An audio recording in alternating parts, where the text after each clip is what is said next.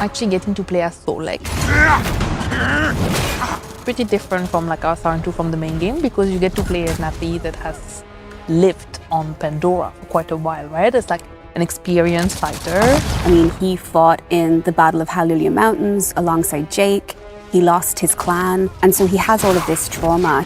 And so when you see the finishers, you can feel all the pain that Solek has inside of him when he like crushes and takes like the pilot out of the amp suit and throw it away.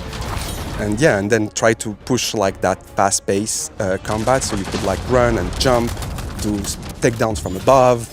Also, the Hydra machine guns you can steal from Samson gunships, right? They can go stealth, they can go guns blazing. That's what we want. And so that opened up opportunities for new features, like Warrior Senses. He channels that energy from like taking out his enemies and the anger that he feels for the game. I can take down more enemies faster when I activate this. And we can actually play with the amount of enemies, the amount of danger that we throw at you, because we're giving you some tools to tackle them. Part of why this fight is so personal for him is he will not lose another family. Like, he will fight to the very end. We also see that bond between him and his Ikran, Ile, because his first Ikran died in the Battle of Hallelujah Mountains as well. You can use your Ikran, we call it the Ikran pickup, and you can switch between ground combat and Ikran combat whenever you want. Having Navi as an enemy is very much a new kind of threat.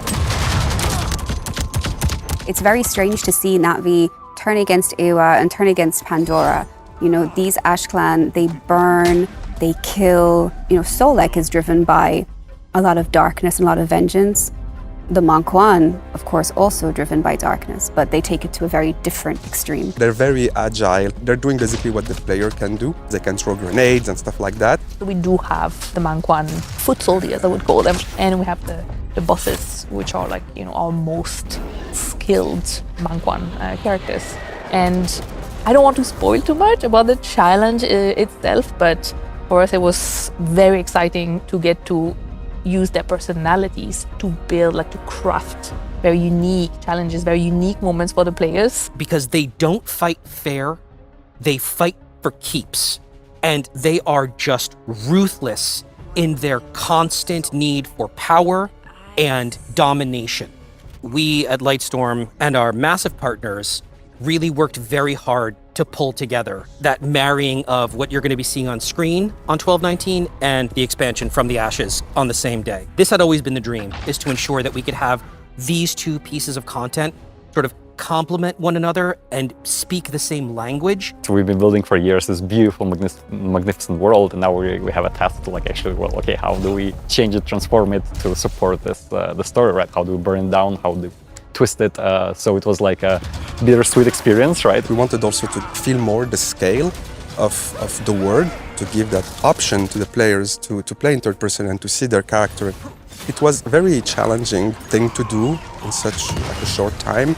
And I'm just like super proud of what the team actually managed to deliver, because we did even more than what we thought we would do. So it's almost like you're playing a completely new game, right? If you played before in the first person, now in third person, it's like everything feels so new. Yeah, I know the whole team is very excited about that. We created a whole new area because we knew that in the main game, right, or in our story packs, people love to explore Pandora.